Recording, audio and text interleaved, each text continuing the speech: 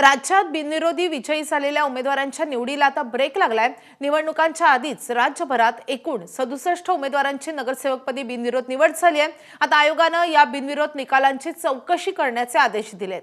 चौकशी पूर्ण होईपर्यंत बिनविरोध निवड झालेल्यांचा विजयाची घोषणा केली जाणार नाही असंही आयोगानं म्हटलंय आणि त्यामुळे विजयाचा जल्लोष करणाऱ्यांना हा मोठा धक्का बसलाय।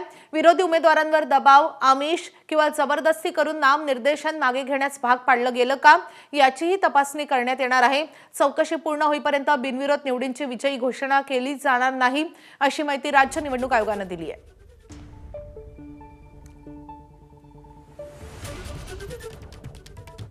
दरम्यान देशाच्या इतिहासात इतके बिनविरोध कधीच निवडले गेले नव्हते। निवडणूक अधिकाऱ्यांचे फोन तपासा, बिनविरोधाचं गुपित कळेल अशी टीका संजय राऊतांनी केली आहे। निवडणूक आयोग हे या भ्रष्टाचारांच्या ताटाखालचं मांजर झालं आहे। हे पाळीव मांजर आहे निवडणूक आयोग, महाराष्ट्राचा आणि देशाचा।